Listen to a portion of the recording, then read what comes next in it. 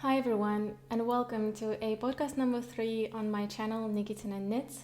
My name is Evgeniya, and this is a regular podcast episode where I'm sharing with you my finished work, something I'm working on right now, and acquisitions and plans for the future. Before I begin, I would love to express a few words of gratitude. I'm really grateful for the feedback and engagement and your comments that I've got recently on my last few videos. Actually, on all of the videos overall. To be honest, it's a big surprise for me on how responsive, loving, and resourceful knitting community is. So many nice, warm, inspiring comments. And yeah, just thank you very much for being here. And it always feels amazing when you create something, you put it out there, and people respond, and you can see that there's actually alive humans behind the screens. I always appreciate that. Thank you very much. So with that beautiful note, I'm going to start with my first finished object. The last time you heard me speaking about this was my autumn knitting plans, and since then I didn't show it as a WIP in my podcast, but I enjoyed it so much and it went through my needles quite quick. That's why I didn't have a chance to show it as a WIP. So I'm going to show you what I finished. This is a Cumulus Blouse O-Neck by PetiteKnit. Quite famous design. Most of knitters already have this in their wardrobe, and I always had that little desire to have a very simple minimalistic blouse from luxurious mohair and to wear it on top of a very luxurious underwear that is made of silk, for example. And I actually had this thought in my mind for quite a few years, and even before I started to knit, and it is here. It's knit on 4.5 millimeter needles originally, but I could meet gauge only on 4 millimeter needles, and I'm using the recommended yarn, which is Isager silk mohair held double. In the recommended yarn she has quite a few mohairs, but I decided to go with Isager because I'm quite sensitive, and I've heard that it's one of the softest mohairs in the market, and I gave it a try. So I picked the color 0. It's this very silverish, cold, pale pink. I would say it's a very grayish pink, and it's quite hard to see the real color when you're choosing it online because every shop and every picture that was done with such color looks different. To my surprise, the color looks actually pinkish gray, which I didn't expect much, but I really love it.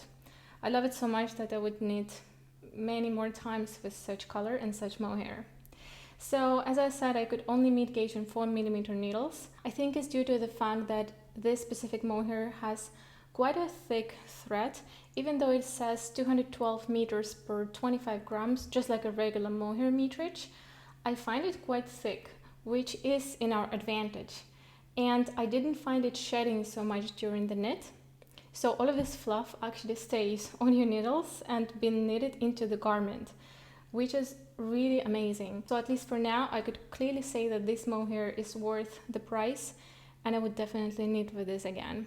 I think it's becoming one of my mainly loved mohairs right now. I spoke about it before in my past podcasts that I don't like raglans so much because the sleeves can actually twist inward in many designs.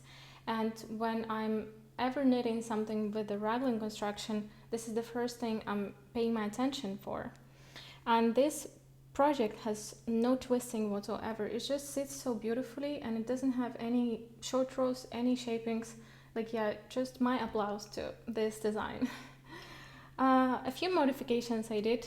I hope to not make any modifications because I loved all of the finished objects on Ravelry, and I had to do a few. So the first one is very simple. So as you can see, there is a seam on the back right here. This is the seam when you have to connect the I-cord finishing. She says to start it in one of the sleeves at the back. Didn't see much sense doing that. I prefer to have the seam in the middle, so it's kind of covered by the hair. And if it's not covered, it looks a bit more harmonious and logical to me to have the seam at the back. So I just basically split the amount of stitches in the back in half, and there I started to pick up all of the stitches around the neckline and then did my I-cord. I need everything according to the length. My sleeves are exactly as she recommends, my back length exactly as she recommends, and in the bottom I finished the item completely according to all of the instructions, and then I was so happy. I was sure it's going to fit perfectly. By the way, I'm needing the smallest size XS, and it's just perfect. And I'm finishing, and then I go to the mirror, I turn, and I turn to the side, and then I see that again the front is shorter than the back. And I was sure that this type of issues are only present in the construction where you have English tailoring, where you need the back panel first, then you pick up on the shoulders, and you need front, those type of constructions. But actually, no, in this raglan it was the same. It was like this difference between the front and the back. And I even tried this without the bra, and I know that if I put the bra, it's going to be even jumping a bit even more upwards, because obviously the bra is going to take a little bit of space. So it was very surprising to me, because I don't have like a big breast, so I don't understand why a lot of people don't have that issue, and I do. And I did a little research about it. It can be because every person has a different body composition. So some people have more volume, you could say, on the back. Basically, there's more, the bones are wider and the muscles are different, and the whole construction of the body is a bit different. So their back is a bit bigger and their shoulders are twisted a bit front, where some people have it opposite, like this, And maybe it's because I'm a dancer, I'm a professional dancer. I danced my entire life, then I finished college, and most of my life I was dancing as my main job. And my back is like, a bit kind of twisted the other way. So the front chest is actually bigger, even though I don't have a big breast, it's still a bit bigger than the back. And therefore the fabric is like pulling upwards. So that's a very interesting fact to consider when you're making a garment for yourself, whether you have that body composition where you have more volume in the back or more volume in the front. You can always consider adding short rows or under the armhole. I did that in my summer top, actually. That was really cool. I did 6 turns, and that gave me this amount of fabric in the chest or in the back. So here I did 3 turns when I was at the correct length that I really liked. I did 3 turns, and that gave me 6 rows, which is this amount of fabric, and it was really perfect. I'm really happy with how it looks right now, because now I turn to the mirror and it's just perfect, equal round, you could say, around my body. So, and the last little thing that I changed was the I-cord. So she says to do the I-cord with decreases. This is when you decrease stitches on every 4th sequence. If you ever need the I-cord, you know what I'm speaking about. I did that, and you probably know, if you need the I-cord, how much it takes to do it. I did exactly what she says, and the I-cord was too tight. So it was kind of pulling the fabric inwards and creating this little bunch, which I really don't like. And since this garment is not so oversized on me, it's just perfect amount of ease, it was kind of sticking into my body, which I really didn't like.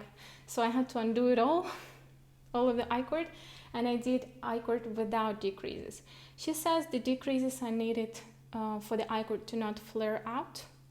And to be honest, I don't see my I-cords flaring out. And if they ever do, I will just steam block it a little bit. Still, it's mohair, so you shouldn't use a steamer very close to the fabric, but with a destination of 2 centimeters is perfectly fine. Regarding the amount of yarn needed for this project, for me it was extremely accurate. So for the size XS, which is the smallest, she recommended 6 balls of Isager, and I bought exactly 6 balls.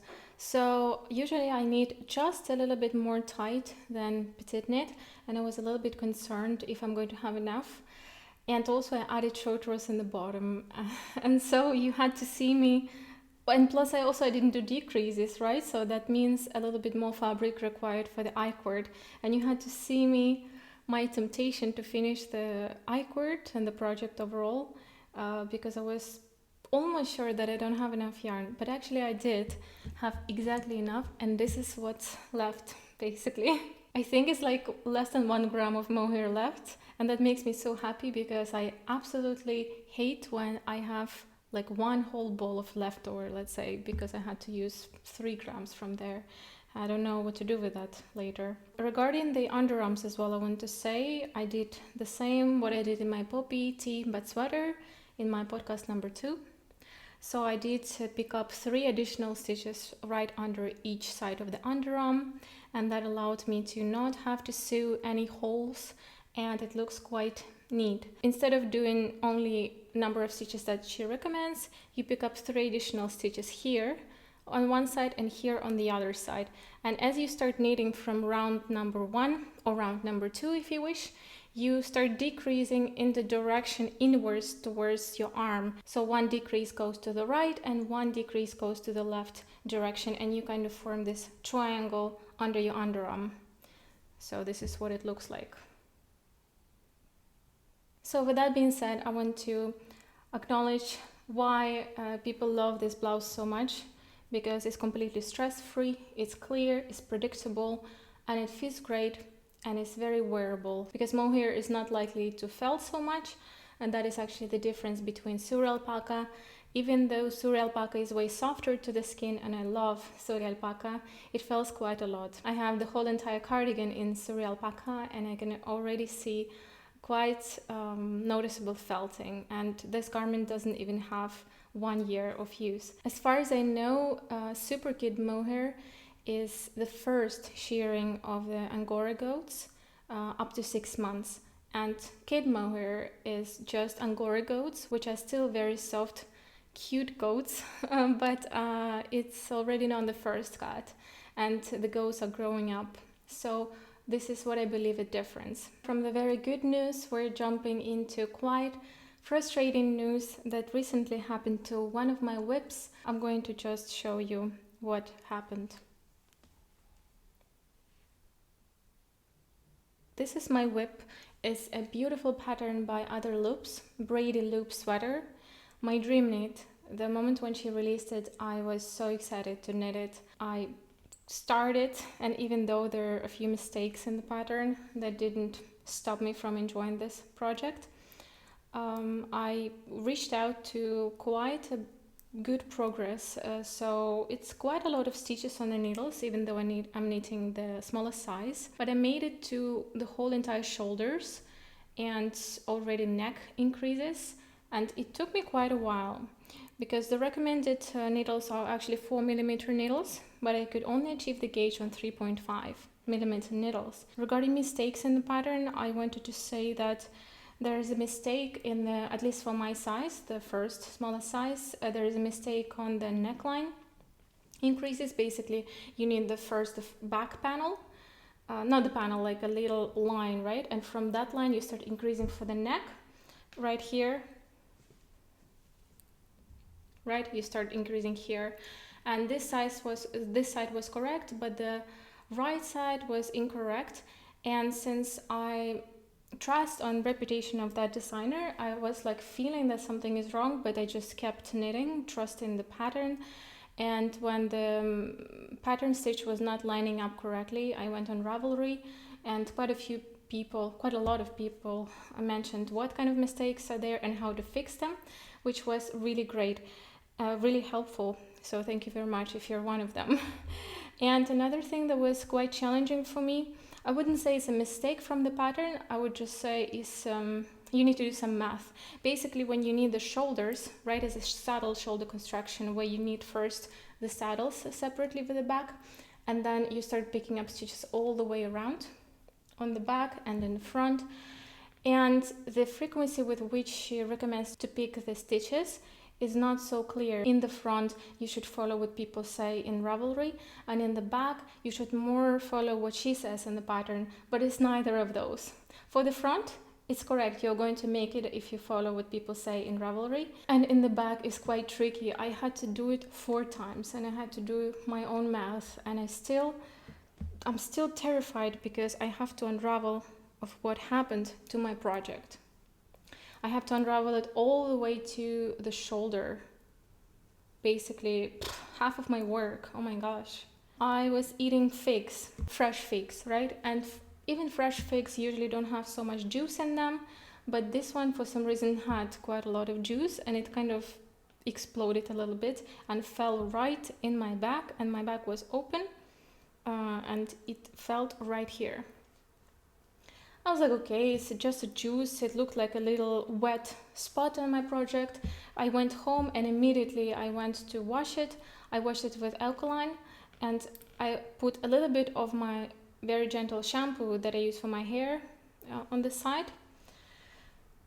And it looked like it's working. Everything was nice and clean, and I put it to dry. And as it was drying, I swear to God, pigmentation started to appear within a few days. So what I think happened is the acidity and the composition of the whole chemical of the fig itself as a fruit started to, I don't know, dye the wool in a very weird way. This rust color started to appear. That is quite frustrating, and both combinations of like that mistake in the beginning, which is fine, right? But then hard to pick up stitches, had to unravel things so many times. And then this thing that happened with the figs, and I got quite demotivated to work on this project, and I was working on my Cumulus blouse all the time. I'm still excited for this sweater, and I still have in mind the idea to finish it before at least winter holidays. I forgot how much I worked on this amount of progress that I've done, and I'm going to feel comfortable to unravel it and start almost again. So I'm using Merino Knitting for Olive in the color Pearl Grey. It's not the recommended yarn exactly. She recommends the yarn that is a little bit thicker, which is Merino from Knitting for Olive No Waste Wool. I'm not sure if it's actually 100% Merino. I'll double check that. So this is a brushed cashmere, which is a very similar thread to a very famous Cardiff Cashmere brush light. This is quite a luxurious feel, and I swear to God, this is the softest thing I've ever tried in my life. This is softer than Cardiff Cashmere Classic. I have an entire garment in that cashmere, and believe me, the Cardiff Cashmere feels even a little bit scratchy compared to this one. This is not even like a cloud, it's, I don't know, I lack words to describe it. The composition of this yarn is 71% of brushed cashmere, 19% silk, and 10% polyamide in the color 3182. This is a very cold gray melange color, which is one of my favorite colors. I just can't wait to pass that moment of unraveling it and getting into the spot where I was again. I hope I have enough yarn, so I'll unravel it and just leave this yarn aside. But just the nightmare could happen to me that I don't have enough yarn, and what I will have to do is basically cut all of the rustic color parts from the thread and then connect. But I hope I should not be doing that, because this is truly a pure nightmare. Alright, my next WIP is Plain Yoke Tee by Leneholm Samso or LeKnit. This is the project that I'm still in the middle, because I don't know exactly if I'm loving it or not so much. I'm waiting for it to be finished and blocked, and then I will see.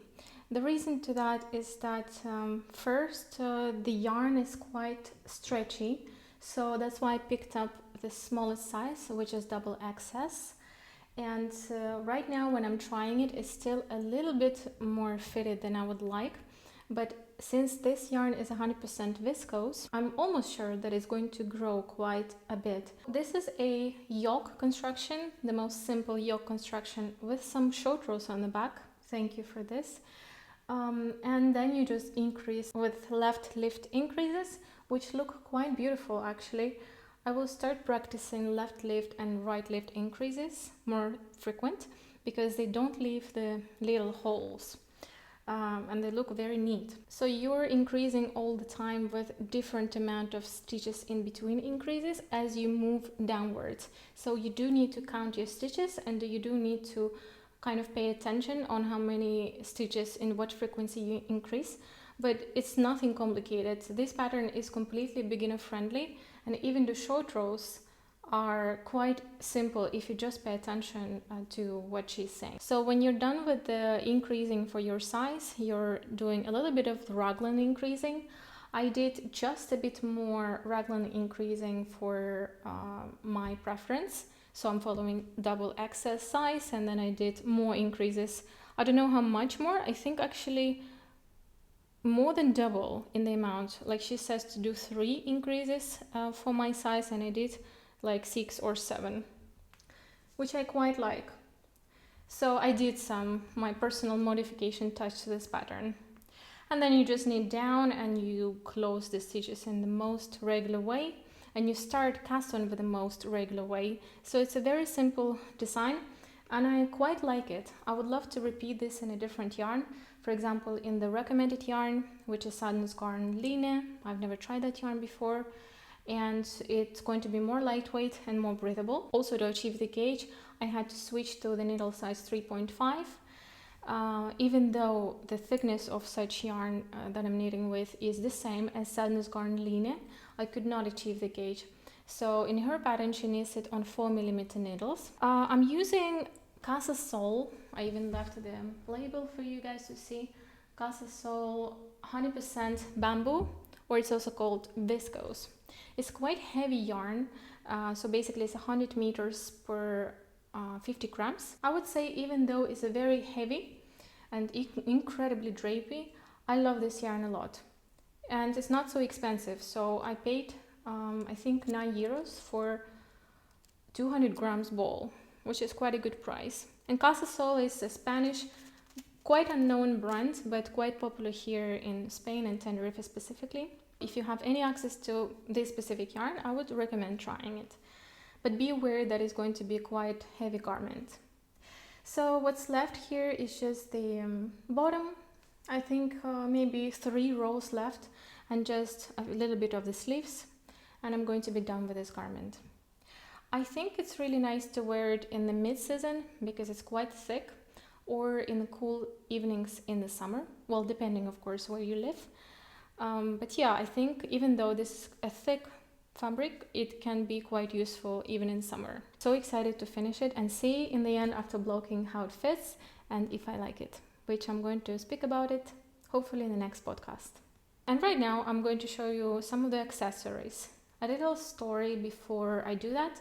I have an Etsy shop that I opened this year in 2024. My intention was to knit a few cashmere items.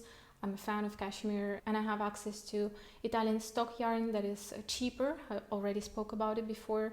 So I thought how nice it would be to knit a few, mittens, on fingerless gloves and hats, and just put it out there for sale on Etsy and, make additional income with this. And I did that. I knit 2 hats and 2 pair of fingerless gloves. And I put it in end of spring, and nobody bought it in summer and beginning of autumn. But recently I actually got one sale with mittens, and that was a big surprise to me and made me of course very happy. So you could in a way congratulate me with the first sale.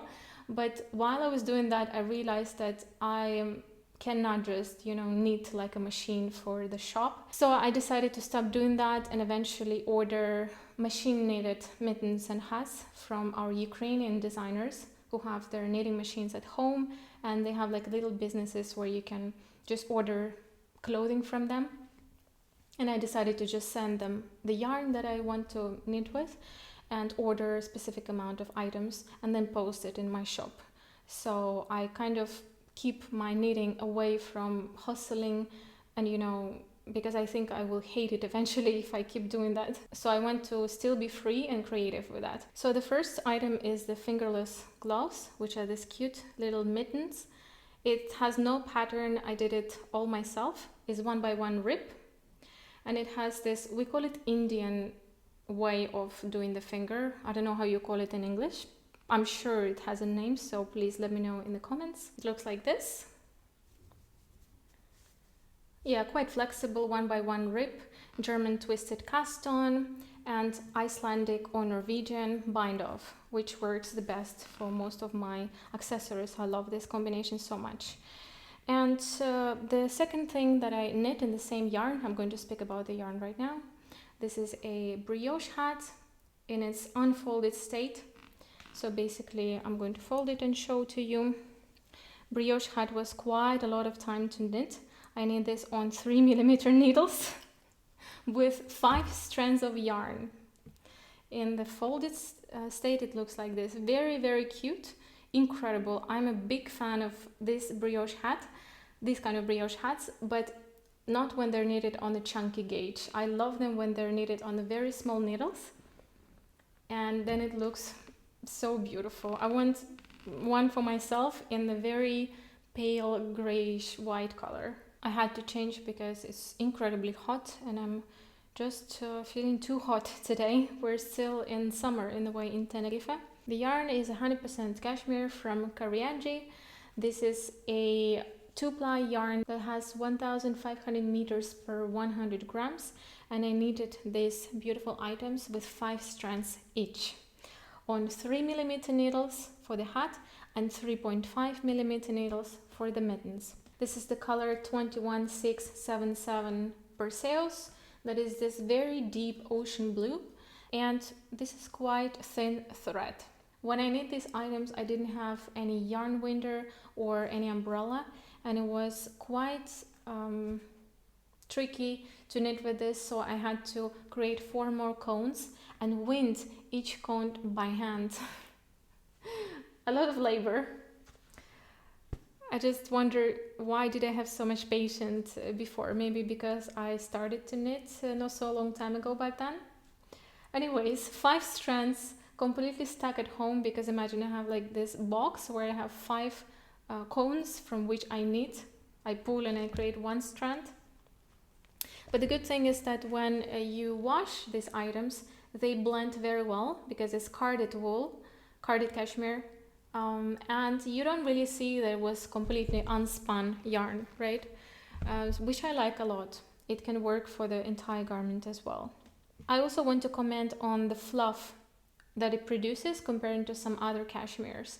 The known cashmere we can compare it is Cardiff Classic, and I would say, of course, Cardiff Classic has a way bigger fluff. It's like 0.5 centimeter fluff that releases after blocking, and this has a very gentle, almost like 2mm fluff, I would say. I tried to record it for you, but it's even hard to see on camera. To the feel, to be honest, it feels softer to me than Cardiff Classic. For real, it's unbelievable. And it's such a rich, gentle fluff that sometimes is needed. You know, of course, I enjoy brushed cashmere and fluffy cashmeres, incredible tactile experience. But sometimes I want something more calm to relax that has this very, very gentle little fluff. So again, even if I don't sell anything on Etsy, it's going to stay in my wardrobe, and if I decide to close the shop for some reason, I'm going to enjoy these items so much. So that's it was from my works in progress. Not so much. I try to keep it minimalistic and finish something I already have. So I'm going to keep on knitting on my Braidy loop sweater. I'm going to cast on socks for my cousin very soon. I don't have the yarn. I need to buy probably on Saturday. I'll go to the center of Tenerife and visit a very cute yarn shop. So I will show you some of the acquisitions and plans. The whole complete plans video is already on my channel. It's called Autumn Knitting Plans. You can check it out if you want. And there I already spoke about a hoodie I want to knit for my husband. The pattern is called Hoodie Do by Olena Sitalkina. Back then I didn't have the yarn, it was still on the way, and I want to show the combination of yarns right now. So this is a Tynn per Gynt from Sandnes Garn, and Alpakka Folgetrad from Sandnes Garn as well. Alpakka Folgetrad is 100% alpaca, lace alpaca, and it's incredibly soft to the skin. For the reference, I'm a very sensitive person, so you can in the way use me as a reference, but I know that there are people that are even more sensitive than me, so don't trust me too much. So it's very soft, and I imagine it's going to fluff up quite a lot after the blocking, and with each blocking it's going to fluff up. And this Tynn per Gynt is quite tightly spun wool, 100% Norwegian wool, that has a good reputation for lasting for many years, and this is what I want from this project. I'm going to cast on this project quite soon, and I will take it on my trip to Barcelona. Both of these yarns are in the color Deep Petroleum, And actually on the picture on their Sandnes Garn shop, they appear a bit more vibrant and bright than in real life. I'm in love, especially this alpaca thread is a bit more muted than Tynn per Gynt. I will try the ready item on me whenever it's done and maybe wear it for a few hours. And if I can tolerate Tynn per Gynt, it may become one of my most favorite yarns, because I don't like so much of a DK garments. They're a bit too thick. And just sport weight, I believe this one is between fingering and sport, is going to work perfectly for me. So, but this is for my husband. The next acquisition I have is quite special for me. The first one is Mohair Bliss by Pascali. Is a 60% super kid mohair and 40% silk. It has 300 meters per 25 grams, and this is a color 808. I would describe this color as a sea foam. Incredible. I have a plan to knit an April cardigan with this, but probably after New Year, because my plans are full and I don't want to overwhelm myself so much with projects, and I have enough already playing stockinette projects on my needles. So the second thread for this garment for April cardigan is on the way. I also ordered it and it didn't arrive yet. There's also another very, very special yarn for me that I'm going to show in the next podcast. So this mohair, until today, is the softest mohair that I've ever held in my hands. If I were to compare this mohair with Isager mohair, which is this leftover, at first I had a hard time figuring this out, but when I press the mohair against my skin a little bit, I feel a little bit prickly Isager mohair comparing to Pascali.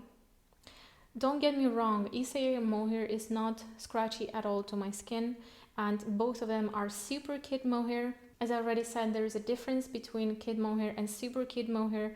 Super kid is way finer, but if I have to choose one, I would choose probably Pascali mohair. And if you look for the price online for this mohair, it's like 18 euros per 25 grams. And most people would go, oh no, I will never knit with such mohair. And I was that person until I realized that actually it's way more metrage in this ball than in Isager mohair or any other standard metrage mohair.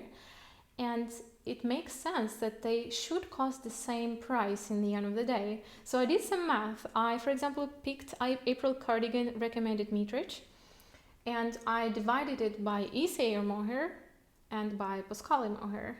And for April cardigan, I will need 3 balls of Pascali and 4 balls of Isager. And then I went ahead and I counted how much it would cost me. So with the Isager, which is 11 euros per 25 grams on their website, it would cost 44 euros, right?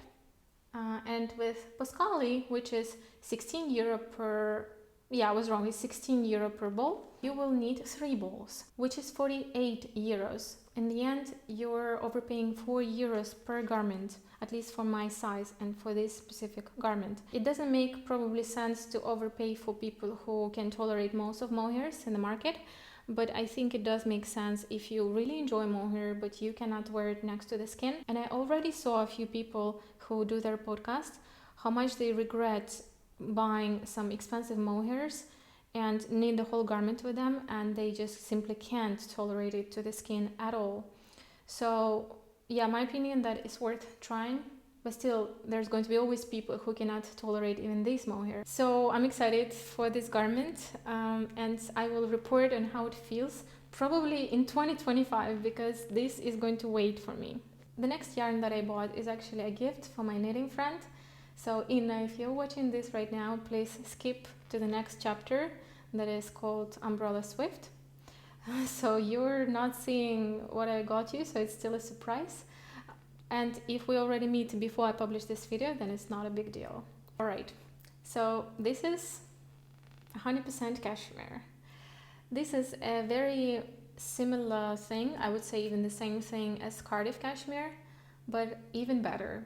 I will explain why.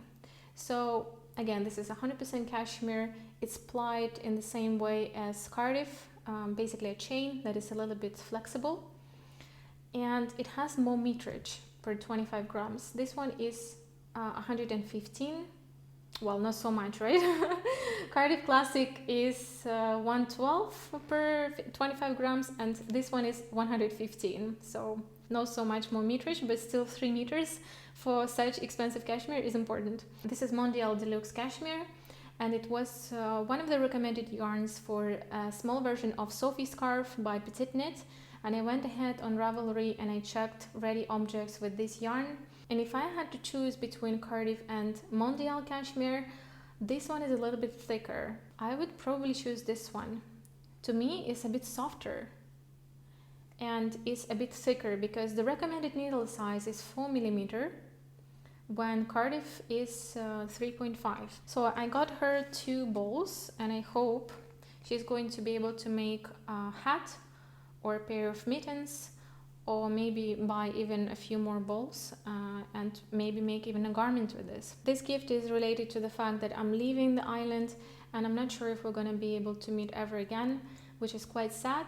And also we had birthday in August, both of us, so we should meet up quite soon and kind of celebrate our birthday and the fact that I'm leaving at the same time. And also we're both knitters, and she was also actually having a YouTube channel and a beautiful Instagram. Her YouTube videos are in Russian. They're really beautiful vlogs where she shows not only the knitting processes but beautiful parts of her life, nature, architecture, different experiences. And her Instagram is also worth going, checking and getting inspired.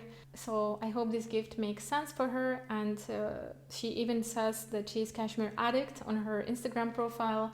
Lately she got really in love with cashmere, both Italian yarn and cone and Cardiff cashmere. So I hope she's going to be happy. And the last item that I got for my knitting is Umbrella Swift for yarn winding. I already have the ball winder, which I showed in my podcast number 2 from Knit Pro as well, and I got the same material in the same series, Umbrella Swift from Knit Pro as well. So this is how it looks. This is not sponsored or anything. Nothing I spoke about today was sponsored or gifted. I bought it with my own money. So basically this is how it looks. And also there is another version that is more colorful. You have natural wood version, and another one is also natural wood, but it's kind of enameled with this colorful print on top, which is more fun for those who appreciate more colorful stuff. I prefer more minimalistic looks, and I'm really happy about this. I saw a lot of nice reviews on this umbrella, and I think it's worth the money. However, I was very hesitant between Cariaggi Swift that is on the table, that doesn't have this whole setup. So that one is way cheaper. For instance, that Cariaggi on table Swift costs between 48 and 52 euros, and this one costs between 77 and 120 euros depending on where you buy it. I'm very happy that I decided to go for this one because knitting is not something random for me. It's like a big part of my life, and I'm going to enjoy this Swift for ages, I hope. Everything works perfectly smooth, and as I already said, the reviews are usually really nice online about this one. The only thing I would change if I could, but I can't obviously, is this amount of space for the table. For example, I have a very thick stone table that is this thick, so I cannot attach it.